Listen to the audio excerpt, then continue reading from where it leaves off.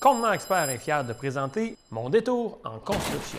Avant d'entrer dans le chapitre de la toiture, je veux porter mon attention sur un mot du dictionnaire de la langue française et j'ai nommé manutention. Action de manipuler, de déplacer des marchandises en vue de l'emmagasinage, de l'expédition ou de la vente. Avec ce projet-là, j'ai appris que quand on se bâtit, la manutention fait partie intégrante des défis auxquels on fait face.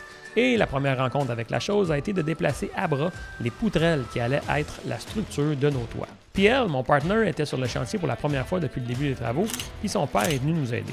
Ça a été une grosse journée de CrossFit. Comme vous le voyez sur les images, c'est pas toujours la meilleure pogne des poutrelles de 25 pieds, mais je dois donner une grosse étoile à QQ, le père de Pierre-Luc, de 1 pour nous avoir aidés, et de 2 pour à 65 ans avoir dépassé son fils de 38 ans en termes d'endurance physique. Ouais, désolé Pierre-Luc, c'est dit. Une fois les poutrelles aux abords des chalets, les gars de Lou ont pu commencer la construction de la structure des toits. Encore une fois, pour cette étape-là, j'ai pas été trop sollicité. Puis quand Dan n'est pas trop sollicité, qu'est-ce qu'il fait?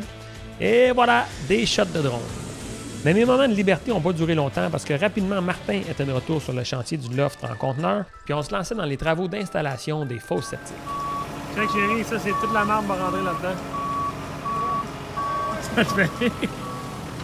Tant qu'à être dedans, on a installé les 3 fosses et créé les 3 champs d'épuration d'un même coup. 3 fosses septiques puis 3 champs d'épuration, c'est beaucoup de pelletage, beaucoup de tas de sable, beaucoup de transformation au visage du terrain et beaucoup de stress pour moi. Malgré quelques petits pépins normaux, comme creuser sous la foutine pour faire passer le tuyau de renvoi des eaux usées. Ouais, c'est bien beau ça. Tout s'est bien déroulé. Pour ceux comme moi qui n'avaient aucune idée à quoi ressemble un champ d'épuration, on va regarder les images ensemble. Voyez-vous, c'est pas trop sorcier. On met de la roche 3/4 nette dans le fond du trou pour se faire une belle surface à niveau. Ensuite de ça, on vient installer les tuyaux qui vont former le champ épurateur. Donc, toutes les substances transitent dans ce beau petit labyrinthe-là. Et voyez-vous la petite cheminée, hop, ça s'évapore. Donc, je ne serais peut-être pas la meilleure personne pour écrire une thèse complète sur comment fonctionne un champ d'épuration, mais vous en comprenez les grandes lignes. Ensuite de ça, toujours avec Martin, on s'est lancé dans la construction de la mini-cave pour le loft. On a coulé notre slab dans le fond du trou, on a monté notre forme en Fox Block. Encore là, ça a l'air facile en accéléré, mais c'est rempli de petits défis techniques. Moi, c'est le style de gossage. Ça va être breveté, ça.